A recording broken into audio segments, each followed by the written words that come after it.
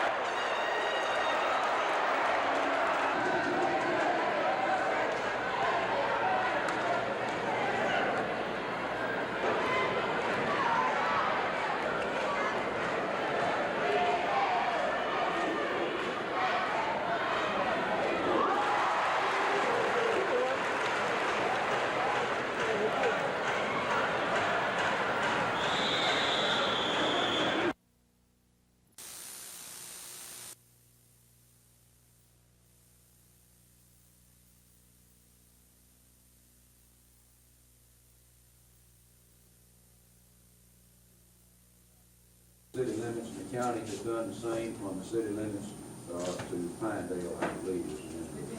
A lot of this depends on environmental work. You know, the federal government requires so much now. We have to consider everything humanly possible, and we will, and a statement will have to be prepared. So you're talking anywhere from a year to 2 years just on environmental work. I think it would be a big help because there's a lot of traffic on the Woodley Road. If we get 5 lanes, it will be right in my bedroom. 3 lanes is enough as far as I'm concerned. We already have a raceway. And I think anything that can be done to improve the traffic going to and from Peter Crump is going to be an improvement. And try to follow the agenda, move right along with it. I don't want to be running over things in a hurry because we're in view of the cost is a little over $1 a piece. We're going to go with $1 this year on the Right. The thing that we've had in the past is all the kids that were in the meet last year and the year before trying to make the Olympic team. Now we've got kids that are in this year's meet that have made the U.S. Olympic team, and it's a tremendous honor, and they brought back medals, and folks are just cheating themselves. They don't come out and see them. They've already established their names, and now it's a good chance to see what they're really like. That's right. They've been out, they competed in international competition. Now they're coming back performing for the home folks, and it's a great opportunity to see great athletes.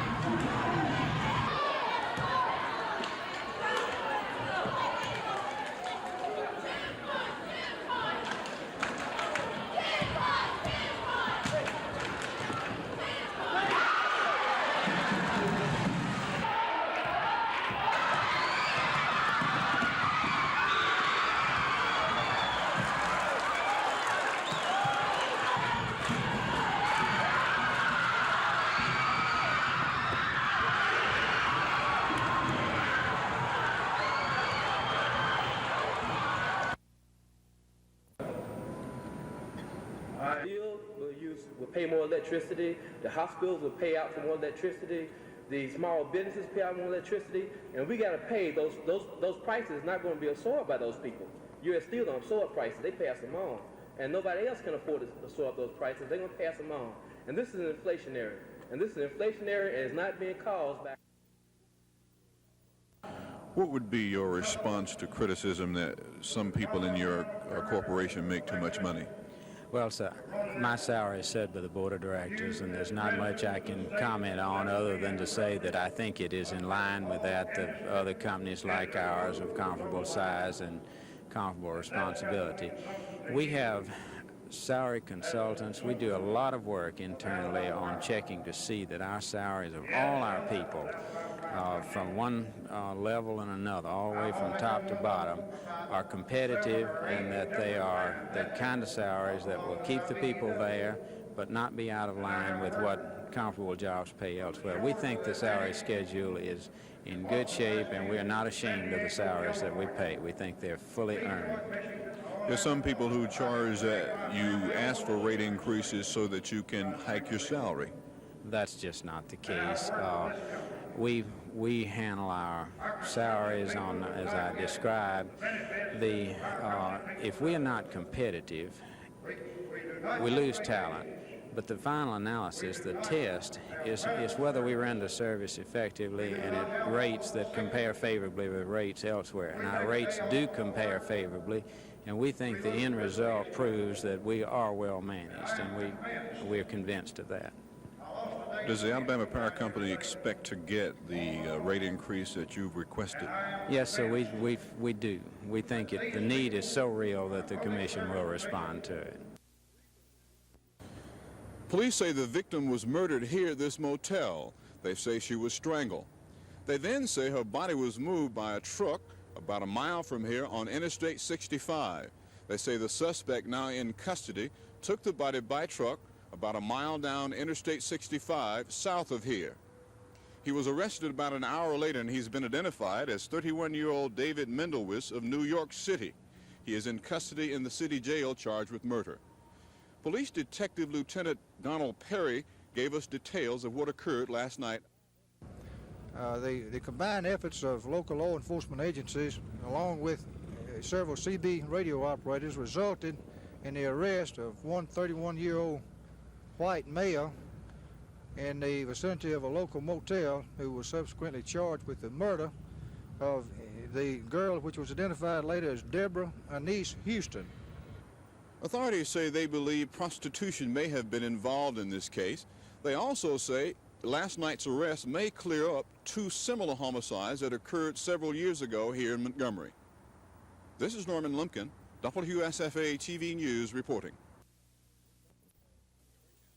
We think it's an increasing problem, Norman. Last year, I would estimate that we handled about 100 truancy cases through the juvenile court, and at this point, we don't know that it's going to decrease. Part of the problem is that parents are not requiring their children to go. Part of it is that children seem to think that they can get by without having to go now. Is there any indication that charges may be brought against parents of repeating truancy children?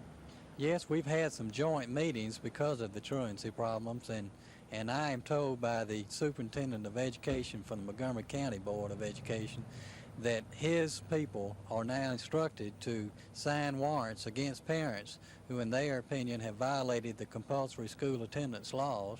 The district attorney's office has said and indicated that they will prosecute these cases in juvenile court. The Supreme Court of Alabama is now in session. Ms. Centel, is the time been allotted to the parties, and they understand? Yes, 20 minutes for petitioner and for 20 minutes for each of the respondents. Direct the commissioner to transfer those state prisoners that were above the Montgomery County design judgment. Now, that's what it's all about. Right. What we are faced with is a 3,900 capacity. Asking this court to direct Judge Thedford to amend his order, to direct the commissioner pursuant to Title 167 to transfer all of the prisoners, 36, and again we would ask them to be directed to Dallas County because that is the only facility based on the survey of the entire state that in the commissioner's judgment is capable of handling this sudden influx of prisoners. Let me see if I understand you, Mr. Barnes. You asked this court to direct Judge Thetford to amend his order To do what now? To direct Judge Thedford to amend his order so that it reads, the commissioner is directed to transfer those inmates in Montgomery County wherein they're above design capacity pursuant to Title 45, Section 167 to Dallas County.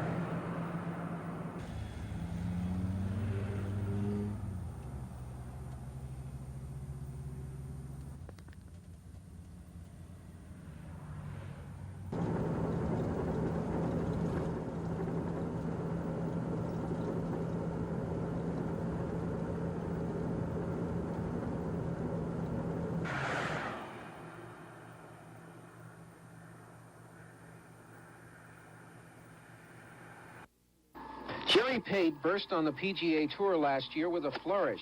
He won the prestigious U.S. Open, one of the major events, plus the Canadian Open. He wound up 10th on the money-winning list with over $153,000. In 30 events last year, Pate finished in the money in 22 of them. But Pate points out it's not easy being a rookie. My wife and I travel together, and it's tough sleeping in a different motel every week to get adjusted to this, eating in different restaurants, and just the basic hazards of traveling a lot. And I think it's a tough situation to get adjusted to. It takes a little while. It's a grind. You have to really learn how to pace yourself out here. Were the other pros good to you? Did they help you out with your game, or did they say, hey, if we help him out, he may win a tournament from us? Well, I was very fortunate. My first year, I had some guys that worked on my game with me a lot. I know Tom Weiskopf helped me an awful lot, and they were really nice to me. I played with Jack Nicklaus and Palmer a few times, and they gave me a little confidence and talked to me about the strong points or weaknesses in my game, and they were really super guys. I really haven't found anybody yet on the tour that hasn't been nice to me. Pate believes the difference between a winner and a loser is confidence. His sensational year in '76 gave him confidence this year, and he responded by winning the Phoenix Open. That win helped prove his wins last year were no fluke. His major goal this year is a win in another major event. And since Pate is a native Georgian, he'd like nothing more than to win the Masters in Augusta. I'm Bob Hillman.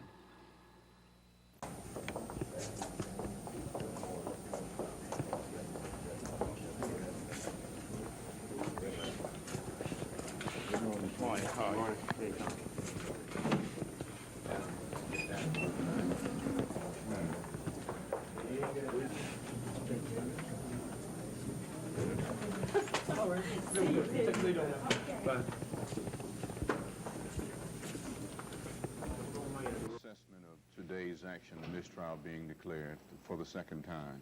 Naturally, I'm grateful that a mistrial took place for the second time. What prompted, I guess, a series of things that only the people in the legal profession would know about.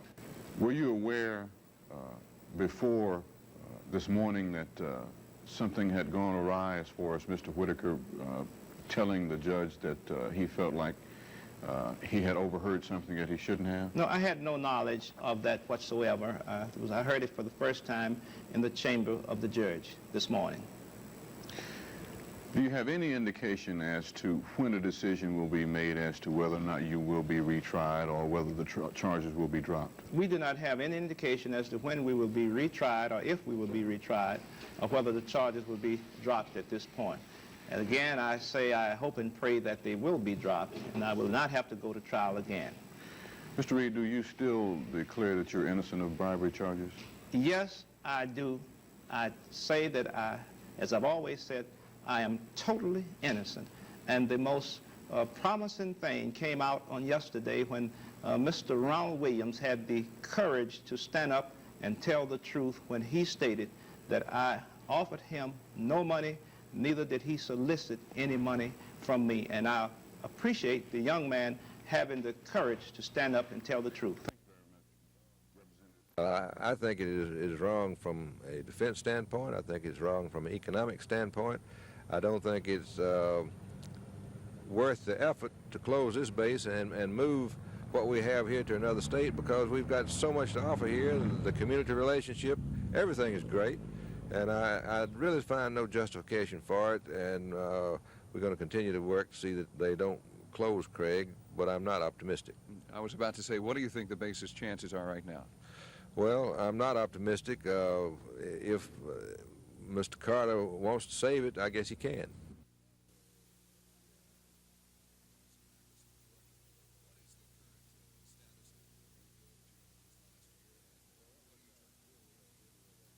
Well, what we're trying to do, and we have just introduced the bill again in this Congress because all legislation died with the last Congress. So what we're trying to do is to put some stability into the program so that there will be a permanent program, and those who are engaged in peanut farming would know when they plant the seed in the spring that they're going to have a program when they're harvested in the fall. So until we get some stability and we have some continuity from year to year in a permanent program, the farmers more or less are going hand to mouth, and they're having trouble getting their crops financed. The bankers are interested. So hopefully we're going to come forward with a good program to make it permanent legislation, and they will give some continuity and stability to the economy of the whole area.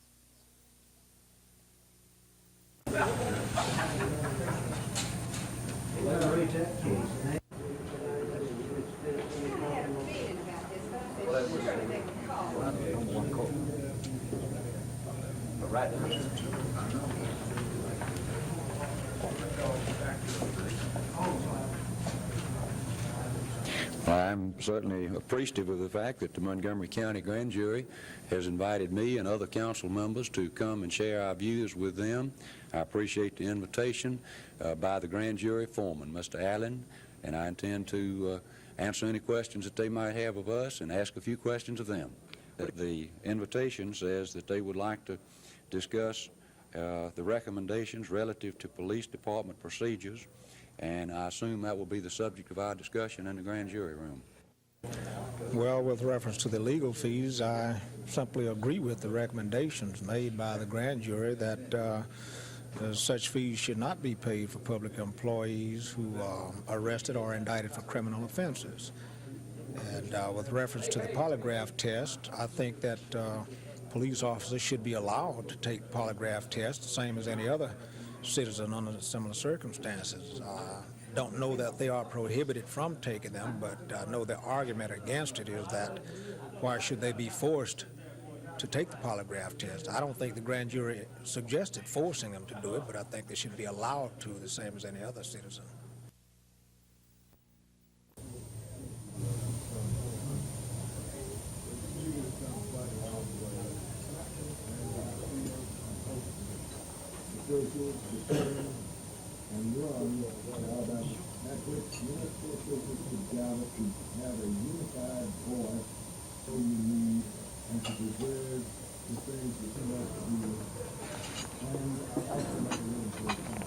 The most important thing is that our cities need help. We want them to give affirmative action to meeting the needs of small towns in the South, and particularly in Alabama. Many of our cities need water, sewer, lights, streets. Unemployment problems are with us, so we have a lot of problems. The agencies were very responsive. The governor has helped us to get the various state officials here who could give us decisions. As well, people from the federal structure are here, and we're talking about resources, in particular like EDA and public works monies. So we're very encouraged that the Carter administration is going to be responsive to the needs of small cities.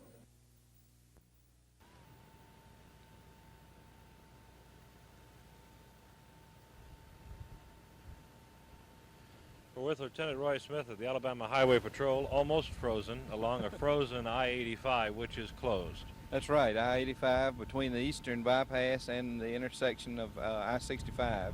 The interchange there, of course, is closed, as well as the I-65 from Alabama 14 up in Talga County down to Atmore. We've closed it. Also, 82 from 31 north over to Centerville has been closed. In the Montgomery, direct Montgomery area, 143 from Montgomery to Cobbs Ford Road closed. Cobb Ford Road from Prattville to Alabama 143, and also US 80 west from the Montgomery area over to Selma has been closed. And also we're having heavy ice on 231 north at this time, and we're just having a terrible problem throughout the area. Things started getting really bad as the temperatures went down this afternoon. What about tomorrow morning? It's going to probably even be worse than it was this morning.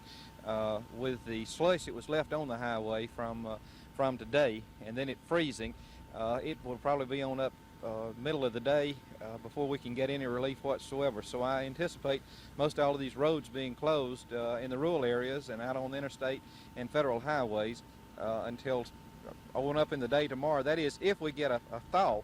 If it remains frozen as it's supposed to, we may have this problem for several days. And it started snowing again in the Montgomery area and Elmore County area. I understand it's snowing pretty hard. Also over in Tuscaloosa and Demopolis area, it's like a blizzard, they say, over there at this time. Roy, I want to thank you for coming out on a very cold night. And Bob, no matter how much clothing you put on, it's not enough. From I-85, this is Clark Edwards, WSFA News.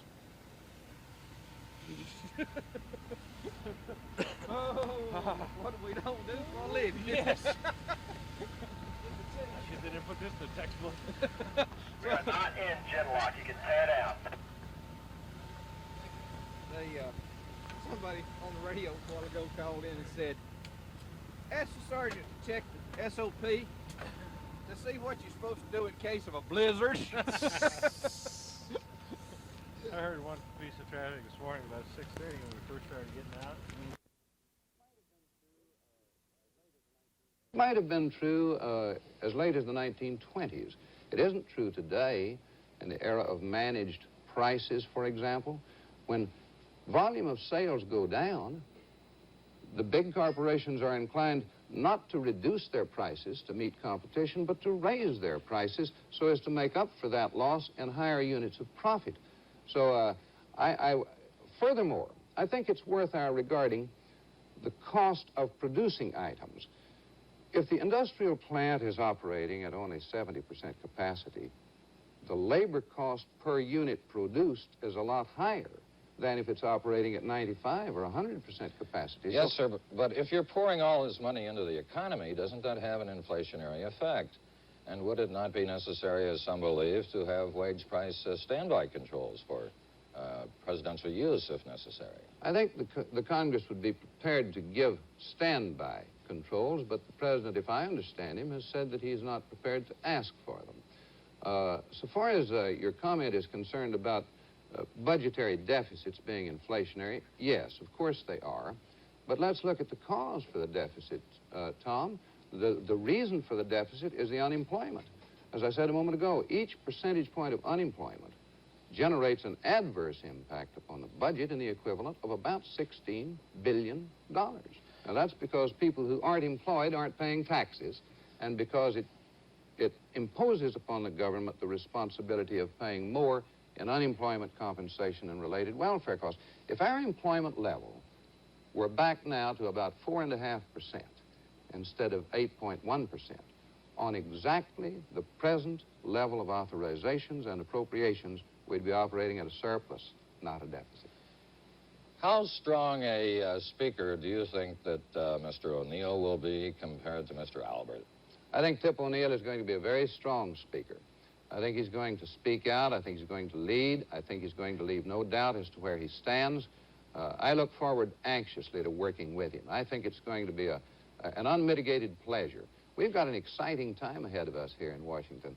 The hopes of the people are rekindled again, and we must not let those expectations fail. So that you and he expect to push hard for Carter's program in the House. I'm looking forward to doing that. I think we'll be able to work with the president. I think we'll have some significant legislative packages ready early, and I'm going to predict that we're going to have a very effective Congress working in harmony with the President of the United States and not at cross purposes. You're talking about a 4-year honeymoon, I guess, Congressman. Thanks very much for coming by this morning. Now back to you, Tom. Thank you, Tom. Congressman Jim Wright of Texas. We firmly established that he is the majority leader and that he would like to be called Jim. What we perhaps did not firmly establish that it is Tom Pettit, the NBC News correspondent. Now here's Gene Shalit. Gene? Thank you, Tom. If you want a gift that will win the heart of a young football fan in your house and score extra points with Mom, go to the toy center of your True Value hardware store. You'll find a toy chest that's a little out of the ordinary. It looks like a real football, only it's larger, and it's hollow. Kids will have a ball keeping their toys in this unusual chest, and that should make Mom cheer.